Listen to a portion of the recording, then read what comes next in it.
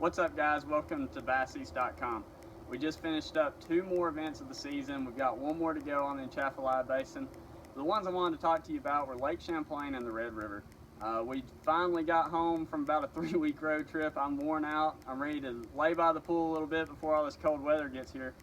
But Lake Champlain, for me, I mostly caught all mine drop shotting. I actually got some cool prototype baits right before I got up there. I don't know if you can see that. That's called a drop shad. It's by V&M Baits. It's coming out next year, probably at the Bassmaster Classic. But that bait was a really key bait for me. You know, I was fishing around quite a few people, and I think having something kind of new and a little bit different really helped. It's made out of a little bit different plastic than a lot of baits are made out of, and it allows that bait to crush. When a smallmouth engulfs it, it crushes perfectly, and it hardly ever covers up your hook. I threw it on a light wire finesse trocar hook just so I could get that extra penetration on really long casts. I threw it on just a 1/4 ounce tungsten weight with 15-pound braid and a 7-pound leader.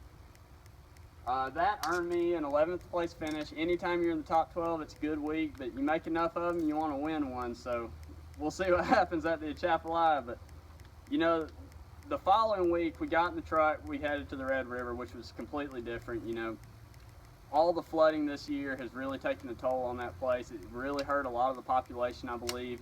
It really changed a lot of stuff. A lot of the backwaters are silted in now, but you know, it was a weird deal. Usually you catch them in those backwaters, but for me, I stayed on that main river. This is a V&M Wild Craw Junior, and this is called Bloody Craw. As you can see, it has a lot of red in it. And anytime you're in Louisiana, it's just known for crawfish. People eat them, the bass eat them. It's just a crawfish place, you know. And that red is a really big key on that river. But right off the bat, I want to say a huge congratulations to Alton Jones for pulling the win off there. I couldn't be more proud of him. We're all excited. He gets to go to the Classic.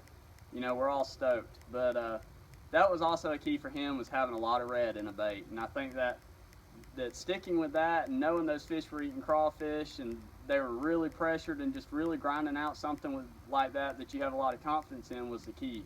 You know, I had a terrible first day there, but when I put that bait in my hand and stuck with it, I ended up catching almost 10 pounds the second day and moved way up the leaderboard. I still didn't get a check, but I moved up way higher than where I was the first day, and I wish I had done it a lot earlier in the tournament.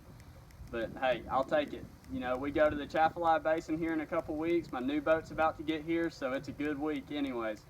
But either way, we'll check in with you guys and give you a pre-tournament update before the Champlain and keep you guys posted.